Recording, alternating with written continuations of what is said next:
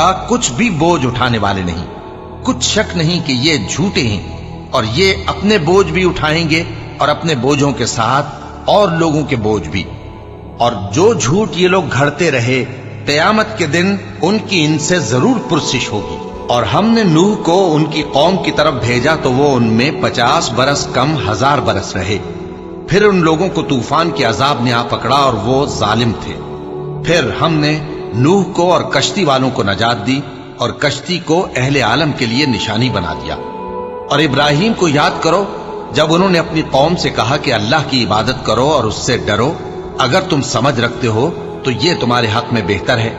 تم تو اللہ کو چھوڑ کر بتوں کو پوجتے اور جھوٹی باتیں بناتے ہو۔ جن لوگوں کو تم اللہ کے سوا پوجتے ہو وہ تم کو رزق دینے کا اختیار نہیں رکھتے، بس اللہ ہی کے ہاں سے رزق طلب کرو اور اسی کی عبادت کرو اور اسی کا شکر کرو، اسی کی طرف تم لوٹ کر جاؤ گے۔ اور اگر تم جھٹلاتے ہو تو تم سے پہلے بھی امتیں اپنے پیغمبروں کی تکذیب کر چکی ہیں، اور پیغمبر کے ذمے کھول کر سنا دینے کے سوا اور کچھ نہیں۔ کیا انہوں نے نہیں دیکھا کہ اللہ کس طرح خلقت کو پہلی بار پیدا کرتا ہے، پھر کس طرح اس کو دوبارہ پیدا کرے گا؟ یہ اللہ کو آسان ہے۔ کہہ دو کہ ملک میں چلو پھرو اور دیکھو کہ اس نے کس طرح خلقت کو پہلی دفعہ پیدا کیا ہے، پھر اللہ ہی دوسری بار بھی پیدا کرے گا۔ بے شک اللہ ہر چیز پر قادر ہے۔ وہ جسے چاہے عذاب دے اور جس پر چاہے رحم کرے، اور اسی کی طرف تم لوٹائے جاؤ گے۔ اور تم اس کو نہ زمین میں عاجز کر سکتے ہو نہ آسمان میں، اور نہ اللہ کے سوا تمہارا کوئی دوست ہے اور نہ مددگار۔ اور جن لوگوں نے اللہ کی آیتوں سے اور اس کے سامنے حاضر ہونے سے انکار کیا، وہ میری رحمت سے نا امید ہو گئے ہیں اور ان کو درد دینے والا عذاب ہوگا۔ تو ان کی قوم کے لوگ جواب میں بولے تو یہ بولے کہ اسے مار ڈالو یا جلا دو، مگر اللہ نے ان کو آگ میں جلنے سے بچا لیا۔ جو لوگ ایمان رکھتے ہیں ان کے لیے اس میں نشانیاں ہیں۔ اور ابراہیم نے کہا کہ تم جو اللہ کو چھوڑ کر بتوں کو لے بیٹھے ہو تو دنیا کی زندگی میں باہم دوستی کے لیے، مگر پھر قیامت کے دن ایک دوسرے کی دوستی سے انکار کر دو گے اور ایک دوسرے پر لعنت بھیجو گے، اور تمہارا ٹھکانہ دوزخ ہوگا اور کوئی تمہارا مددگار نہ ہوگا۔ پس ان پر ایک لوط ایمان لائے، اور ابراہیم کہنے لگے کہ میں اپنے پروردگار کی طرف ہجرت کرنے والا ہوں، بے شک وہ غالب ہے، حکمت والا ہے۔ اور ہم نے ان کو اسحاق اور یعقوب بخشے اور انہی کی اولاد میں پیغمبری اور کتاب رکھ دی، اور ان کو دنیا میں بھی ان کا صلہ عنایت کیا اور وہ آخرت میں بھی نیک لوگوں میں ہوں گے۔ اور لوط کو یاد کرو جب انہوں نے اپنی قوم سے کہا کہ تم عجب بے حیائی کے مرتکب ہوتے ہو، تم سے پہلے اہل عالم میں سے کسی نے ایسا کام نہیں کیا۔ کیا تم مردوں کی طرف مائل ہوتے اور راہزنی کرتے ہو اور اپنی مجلسوں میں ناپسندیدہ کام کرتے ہو؟ تو ان کی قوم کے لوگ جواب میں بولے تو یہ بولے کہ اگر تم سچے ہو تو ہم پر عذاب لے آؤ۔ لوط نے کہا کہ اے میرے پروردگار، ان مفسد لوگوں کے مقابلے میں مجھے نصرت عنایت فرما۔ اور جب ہمارے فرشتے ابراہیم کے پاس خوشی کی خبر لے کر آئے تو کہنے لگے کہ ہم اس بستی کے لوگوں کو ہلاک کر دینے والے ہیں کہ یہاں کے رہنے والے نافرمان ہیں۔ ابراہیم نے کہا کہ اس میں تو لوط بھی ہیں۔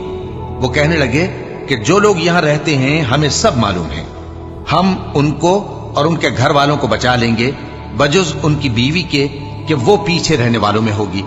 اور جب ہمارے فرشتے لوط کے پاس آئے تو وہ ان کی وجہ سے ناخوش اور تنگ دل ہوئے۔ فرشتوں نے کہا کچھ خوف نہ کیجیے اور نہ رنج کیجیے، ہم آپ کو اور آپ کے گھر والوں کو بچا لیں گے، مگر آپ کی بیوی کے پیچھے رہنے والوں میں ہوگی۔ ہم اس بستی کے رہنے والوں پر اس سبب سے کہ یہ بدکرداری کرتے رہے ہیں آسمان سے عذاب نازل کرنے والے ہیں، اور ہم نے سمجھنے والے لوگوں کے لیے اس بستی کی ایک کھلی نشانی چھوڑ دی۔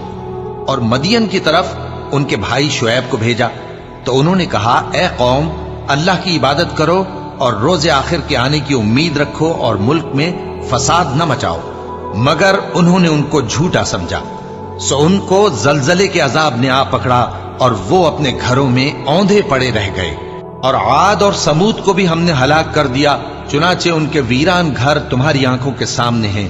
اور شیطان نے ان کے اعمال ان کو آراستہ کر دکھائے اور ان کو سیدھے رستے سے روک دیا، حالانکہ وہ دیکھنے والے لوگ تھے۔ اور قارون اور فرعون اور حامان کو بھی ہلاک کر دیا، اور ان کے پاس موسیٰ کھلی نشانیاں لے کر آئے تو وہ ملک میں مغرور ہو گئے۔ اور وہ ہمارے قابو سے نکل جانے والے نہ تھے، تو ہم نے سب کو ان کے گناہوں کے سبب پکڑ لیا۔ سو ان میں کچھ تو ایسے تھے جن پر ہم نے پتھروں کا مے برسایا، اور کچھ ایسے تھے جن کو چنگھاڑ نے آ پکڑا، اور کچھ ایسے تھے جن کو ہم نے زمین میں دھسا دیا، اور کچھ ایسے تھے جن کو غرق کر دیا۔ اور اللہ ایسا نہ تھا کہ ان پر ظلم کرتا، لیکن وہی اپنے آپ پر ظلم کرتے تھے۔ جن لوگوں نے اللہ کے سوا اوروں کو کارساز بنا رکھا ہے، ان کی مثال مکڑی کی سی ہے کہ وہ بھی ایک طرح کا گھر بناتی ہے، اور کچھ شک نہیں کہ تمام گھروں سے کمزور مکڑی کا گھر ہے۔ کاش یہ اس بات کو جانتے۔